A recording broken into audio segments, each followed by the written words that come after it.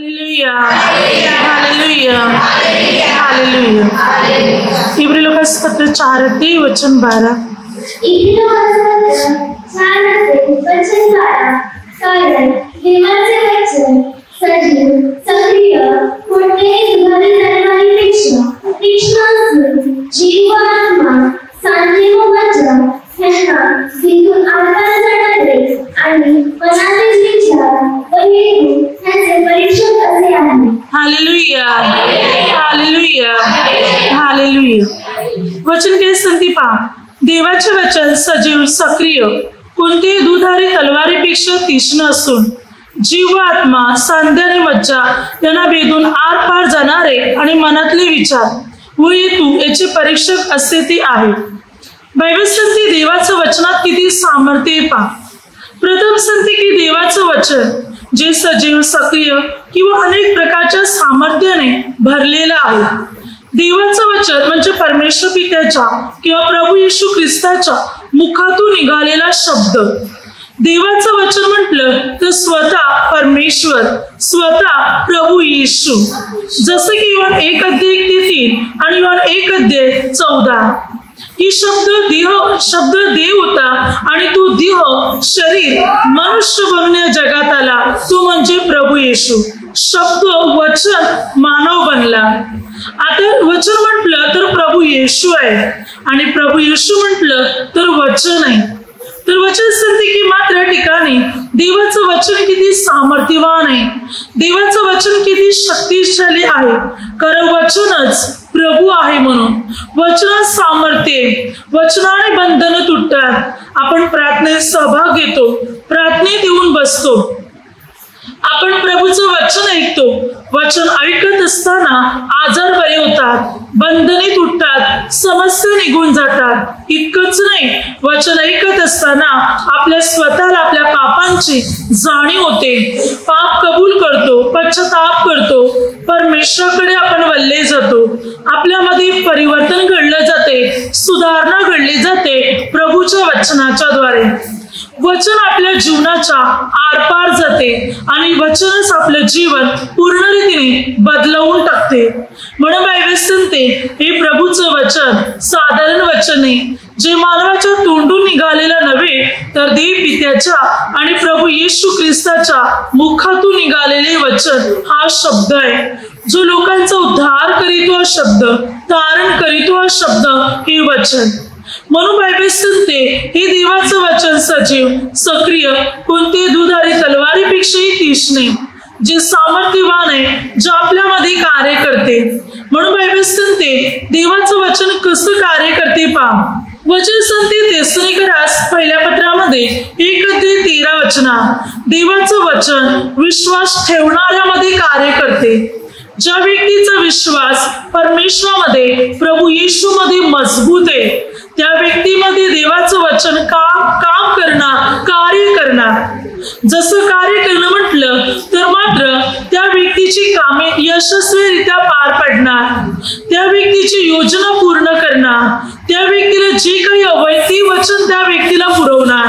ज्या व्यक्तीचा विश्वास आहे, विश्वास ठेवणाऱ्या व्यक्तीमध्ये देवाचं वचन कार्य करते। म्हणून बायबल सांगते त्या व्यक्तीमध्ये कार्य करणार वचन, चमत्कार घडवणार त्या व्यक्तीच्या जीवनात वचन, अद्भुत कार्य घडवणार देवाचं वचन विश्वास ठेवणाऱ्या व्यक्तीच्या जीवनात वचन काम करायला, क्रिया करायला, कार्य करायला सुरुवात करणार।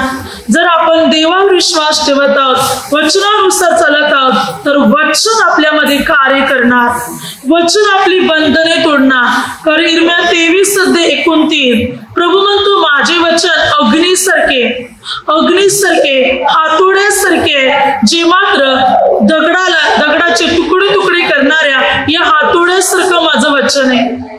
प्रभू म्हणतो माझं वचन अग्नीसारखे आणि मात्र दगडाचे सुद्धा तुकडे करणाऱ्या मात्र या हातोड्यासारखं माझं वचन आहे। म्हणजे प्रभूचं वचन इतकं ताकदवान आहे, अग्नीसारखं आणि हातोड्यासारखं आहे, इतकं मजबूत आहे की या वचनापुढे मात्र कोणाची ताकद आणि शक्ती चालत नाही। इतकं सामर्थ्यवान आहे प्रभू येशू ख्रिस्ताचं वचन, जे मात्र आपल्या आपल्या जीवनातल्या नकारात्मक गोष्टी भस्म करून टाकते. हे वचन इतक्या रीतीने आपल्या जीवनात कार्य करते की जे अशक्य ते सुद्धा शक्य बनवून टाकते. इतकं सामर्थ्य या प्रभू येशूच्या वचनामध्ये. हे वचन आपल्या जीवनात अद्भुत रीतीने काम करते. जेव्हा हे वचन आपण मनापासून स्वीकारणार, या वचनावर पूर्ण रीतीने विश्वास ठेवणार, तेव्हा हे वचन अद्भुत रीतीने आपल्यामध्ये काम करणार, अद्भुत रीतीने आपल्या जीवनात कार्य करणार आणि आपल्या जीवनात आपल्याला जे काही हवंय ते सर्व काही मात्र परमेश्वर पिता आपल्याला देणार. वचन अद्भुत आहे, जे आपल्याला ताकद देते, जे आपल्याला शक्ती देते, जे आपल्याला बळ देते. कारण वचन सांगते की पेत्राच्या पहिल्या पत्रामध्ये 1:25 वचनात प्रभूचे वचन सर्व काल टिकते.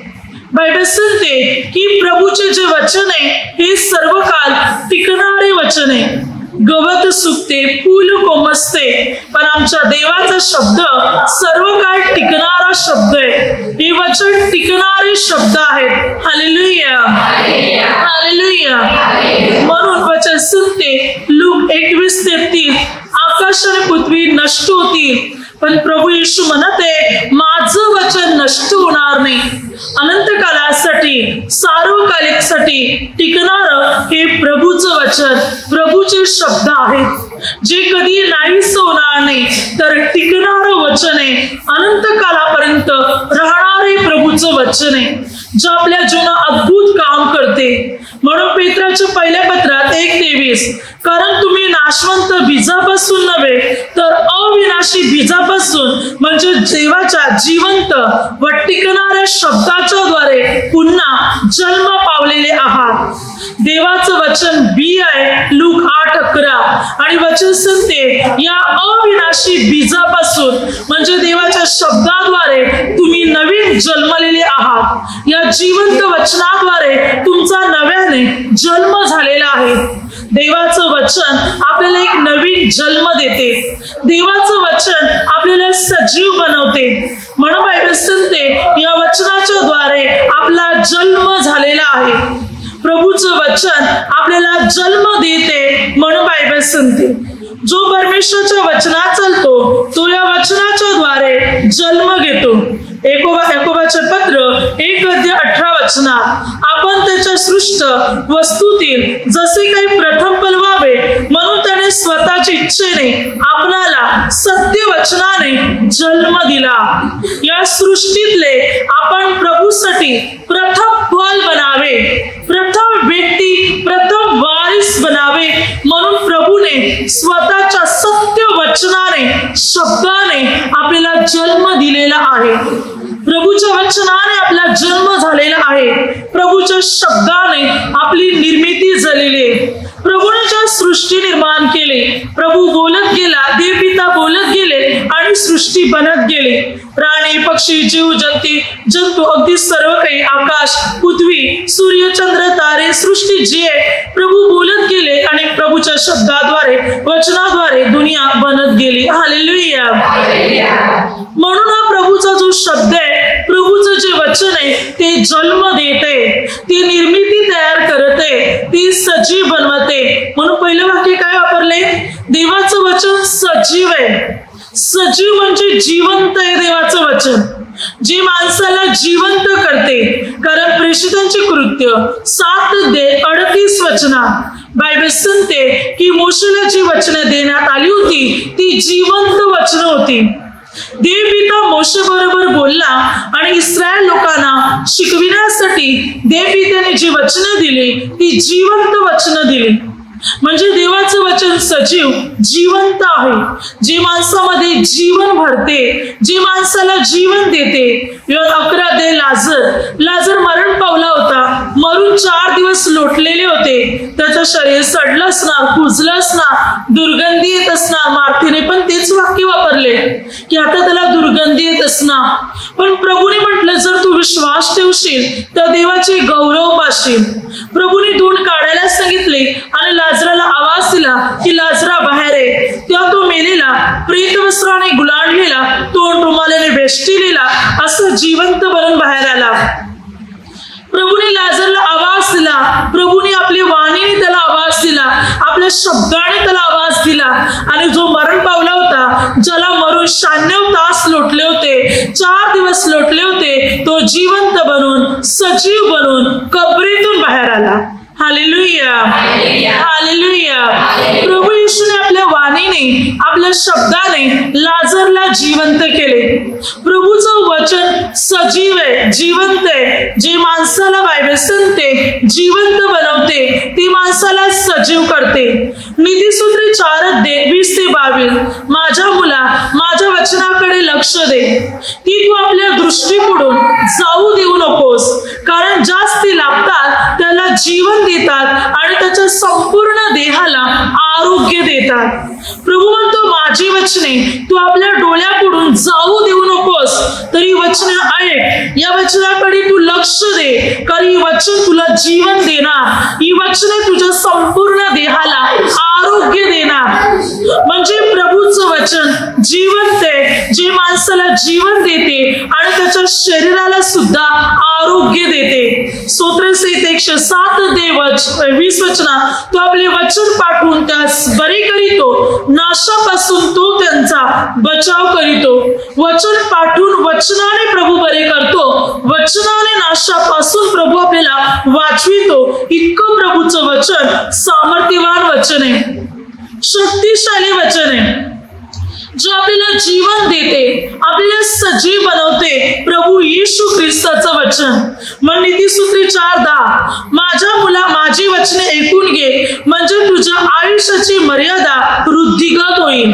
माझ्या वचनाने तुझं आयुष्य वाढेल, आयुष्याची वाढ होईल, जेव्हा तू माझी वचने ऐकशील. म्हणजे प्रभूची वचने आपण ऐकली, प्रभूची वचने आपण आपल्या जीवनात ठेवली, तर या वचनाद्वारे आपल्या आयुष्याची वाढ होणार, आपल्या आयुष्याची मर्यादा वाढणार. हे वचन आपलं आयुष्य वाढवणार.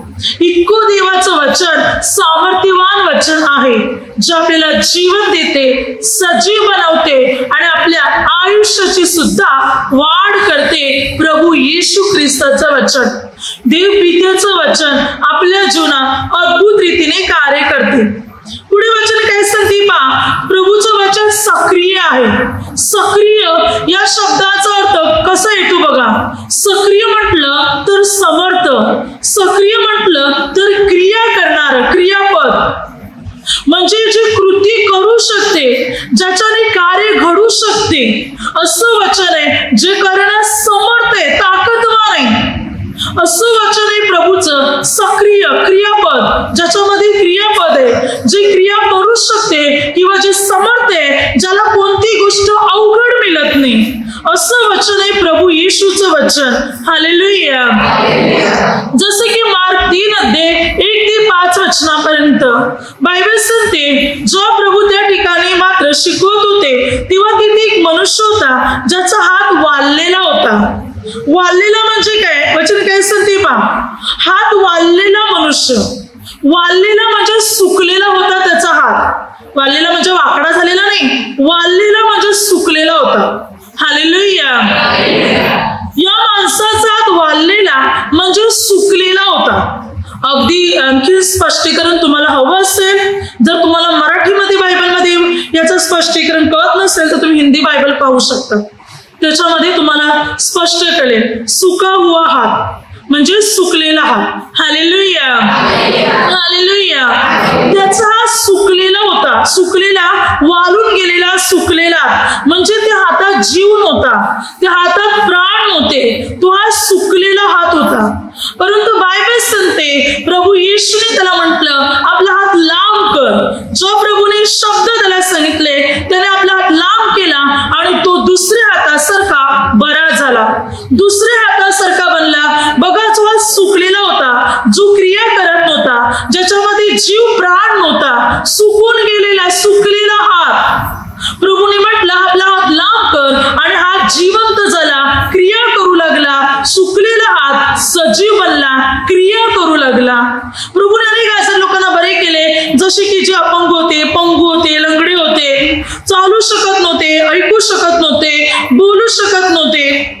अशा लोकांच्या जीवनात प्रभूने कार्य केले. प्रभूने त्यांना स्पर्श केला आणि त्यांचे अवयव क्रिया करू लागले. त्यांच्या अवयवामध्ये हालचाल होऊ लागली, त्यांचे अवयव काम करू लागले. ज्या प्रभूने त्यांना स्पर्श केला, प्रभूने शब्द त्यांना बोलला, प्रभूने आज्ञा केली आणि त्यांच्या जीवनामध्ये चमत्कार घडायला सुरुवात झाली. त्यांचे अवयव काम करायला लागले, त्यांचे अवयव क्रिया करायला लागले. हा सुकलेला हात सुद्धा बरा झाला, दुसऱ्या हातासारखा निरोगी बनला गेला. Hallelujah, hallelujah. कारण प्रभूचं वचन क्रिया करणारं वचन आहे. यशा 55:10-11 वचनात प्रभू म्हणतो, बर्फ आणि पाऊस वरून आकाशातून खाली पडतात आणि पेरणाऱ्याला बी आणि खाणाऱ्याला अन्न दिल्या वाचून मात्र प्रभूकडे परत जात नाही, म्हणजे पाऊस पडायचा थांबत नाही. तसं प्रभू म्हणतो, माझ्या मुखातून निघालेलं वचन ज्या कार्यासाठी मी पाठवले ते पूर्ण केल्या वाचून ते विफल होईपर्यंत माझ्याकडे पुन्हा येणार नाही. प्रभू तुम्ही वचन पाठवले कार्यासाठी, काम करण्यासाठी, क्रिया करण्यासाठी, अनेक गोष्टी समर्थ करण्यासाठी, ते जोपर्यंत पूर्ण होत नाही, ते कार्य घडत नाही, तोपर्यंत ते वचन माझ्याकडे परत येणार नाही. म्हणून परमेश्वर पिता म्हणतो, देवाचं वचन काम करते, देवाचं वचन कार्य करते, अवघड गोष्टीत मार्ग काढते. देवाचं वचन अशक्य गोष्ट शक्य बनवते. देवाचं वचन. Hallelujah, hallelujah. म्हणून बायबल सांगते, क्रिया करणारं देवाचं वचन आहे, जे समर्थ आहे, जे सामर्थ्यवान आहे, करण्यासाठी समर्थ, ताकदवान आहे. परमेश्वरचं वचन जे शक्तिशाली आहे, ज्याला कोणतीच गोष्ट अवघड आणि अशक्य मिळत नाही, असं आहे देवाचं वचन. शक्तिशाली वचन, सर्व करण्यास शक्य असलेले वचन. Hallelujah, hallelujah. अशी ताकद या वचनामध्ये. त्यानंतर वचन सांगते दुधारी तलवार. दुधारी म्हणजे दोन्ही बाजूनी धार असलेली तलवार, तीक्ष्ण, अगदी आरपार भुसकून जाईल अशा तलवारीसारखे देवाचं वचन.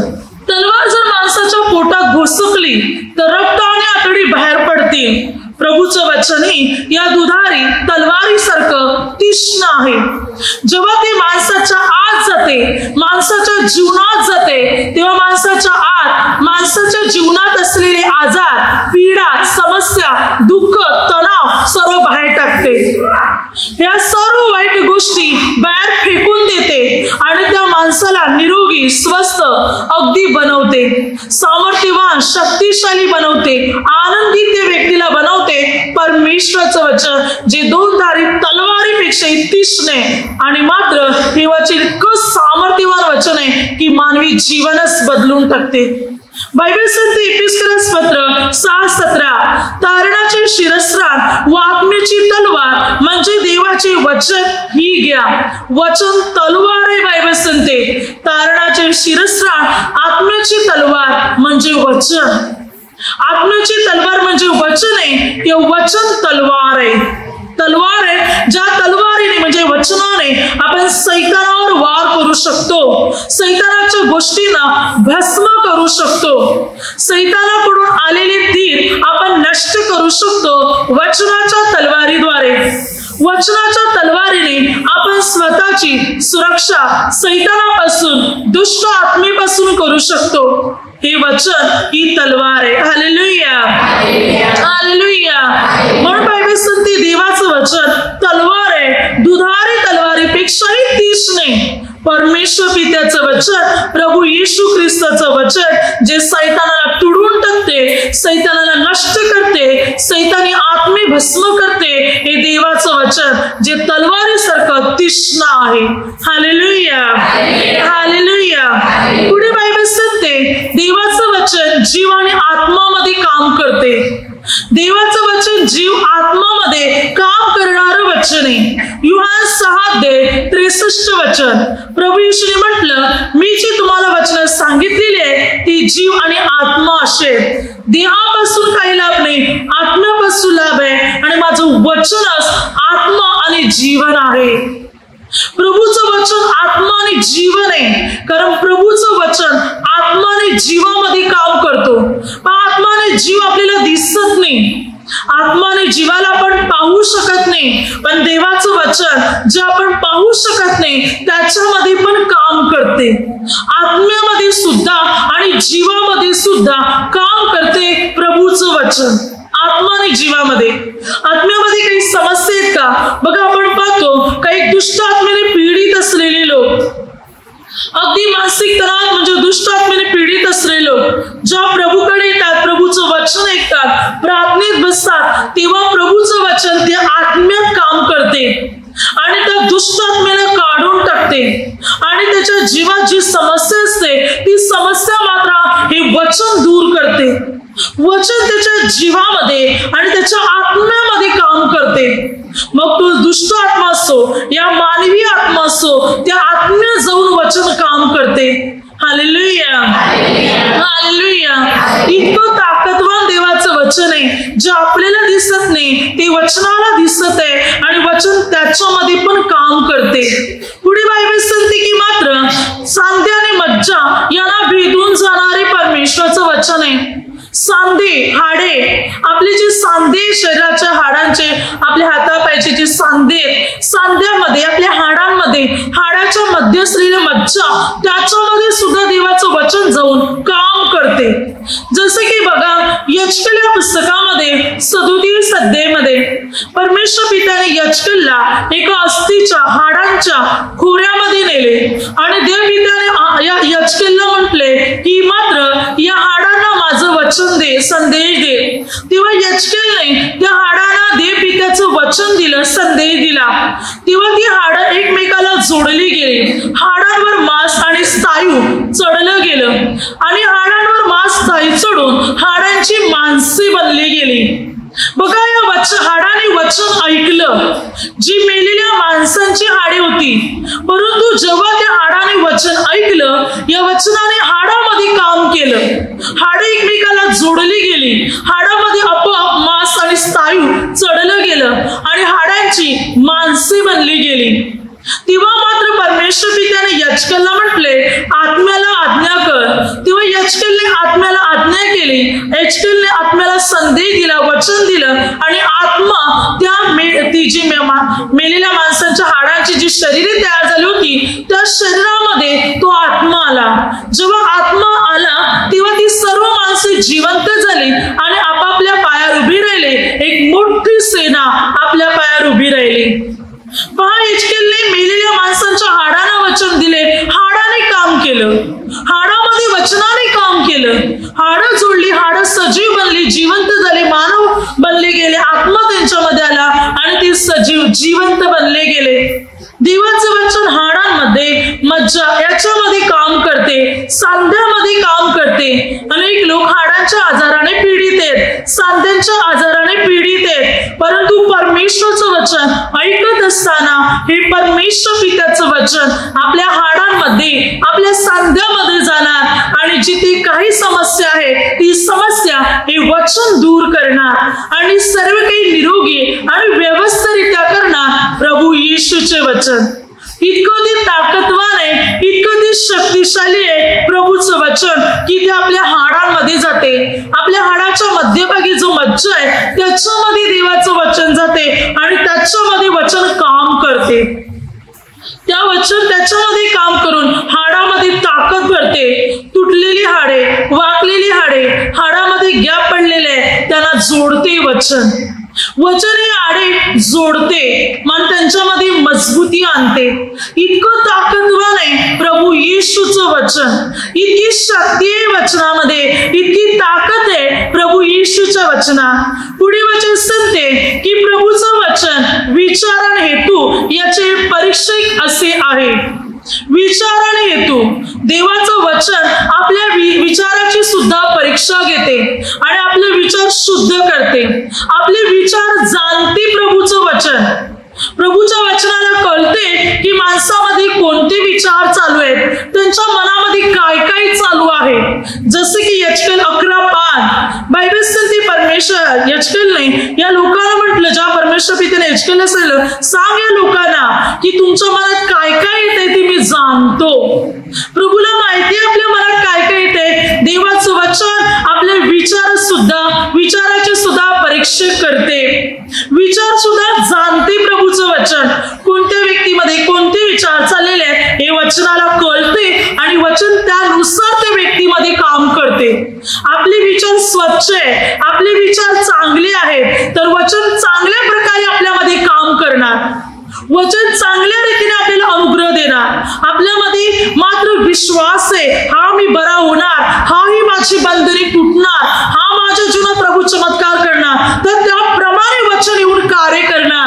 हा तुम्ही बरे होणार, चमत्कार होणार. जसे तुमचे विचार आहेत त्याप्रमाणे येऊन वचन तुमच्यामध्ये काम करणार, त्याप्रमाणे येऊन वचन तुमच्यामध्ये कार्य करणार, त्याप्रमाणे तुम्हाला जे हवं त्याप्रमाणे वचन तुम्हाला देणार. जसे विचार आहे तसं काम करणार वचन. हालेलुया. पुढे बायबल सांगते हेतू याचे परीक्षक आहे. वचनाला माहिती आहे की आपली काय हेतू आहे, आपली काय योजना आहे, आपली काय इच्छा आहे, या वचनाला माहिती आहे. आणि हे देवाचं वचन आपले हेतू पूर्ण करणार. आपले हेतू पूर्ण करणार म्हणजे आपल्याला जे काही हवं आहे ते सर्व काही परमेश्वराचं वचन आपल्याला देणार. म्हणून देवाचं वचन आपले विचार शुद्ध करते. जसे की योहान 15:3, जे वचन मी तुम्हाला सांगितले त्यामुळे तुम्ही आता शुद्ध झालाचा.